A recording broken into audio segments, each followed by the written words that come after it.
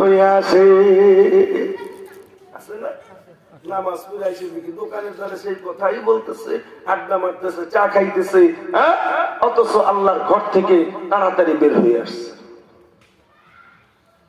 আল্লাহু আকবার। ভাইরা আমার, ওই বেলাল ডাক দিয়ে বলে, হুজুর আপনি যখন জিজ্ঞেস করছেন আমি বলি হুজুর আমি দুইটা আমল করি। বলে বেলাল রে দুইটা আমল কি আমারে শোনাও। বলে হুজুর আমার এক নাম্বার আমল হইল আমার যখন উযু ছুইটা যায় আমি সাথে সাথে ওযু বানাইয়া নি, সাথে সাথে ওযু বানাইয়া নি। ও মুসল্লি, তোমার অজু থাকে না, অজু থাকে না, অজুর কারণে তুমি নামাজ এক রাকাত ফেল করো। গল্প কি আমার অজু তো লম্বা সূরা ধরে, পা বানি করতে করতে এক রাকাত শেষ, এরপরে ইস্তেঞ্জায় বৈশা ছাগলের মতন ব্যবহার করে। কিছু লোক আছে না, দেখছেন না, কুলুপ নিয়ে নাচানাচি করে, দেখছেন? আল্লাহু আকবার। ভাইরা আমার, আজকে থেকে যদি আল্লাহ বাঁচায় একটা আমল করবো আমি যখন ঘুমাইতে যাব, কারণ ঘুমের মানুষ মরা মানুষ কিন্তু সমান।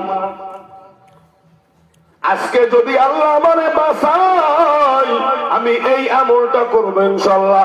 আমি যখন ঘুমাইতে যাব আমি ওযু বানাইয়া ঘুমাবো। লাভ কি? লাভ কি? লাভ আল্লাহ বলে আমার কোন বান্দা বান্দি যদি রাত্রে ওযু বানায়া ঘুমায়, তাসবিহ তাহলিল দুরূদ পড়তে পড়তে যদি ঘুমায়, আমি আল্লাহ তাআলা ওয়াদা করলাম তারে সোনার মক্কা মদিনা না দেখাইয়া আমি আল্লাহ কবরে নিব না।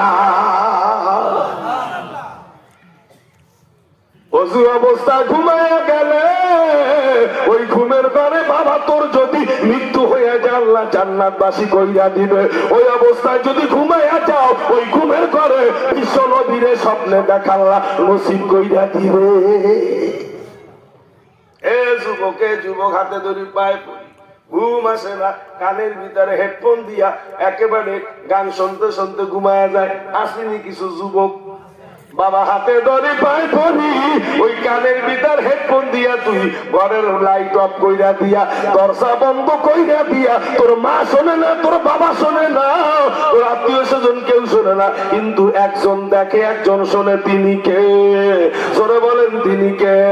আল্লাহ রে ডাক, আল্লাহ রে ডাক, জোরে বলেন আল্লাহ রে ডাক, আল্লাহ রে ডাক, আবার আল্লাহ রে ডাক, আল্লাহ রে ডাক, আল্লাহ রে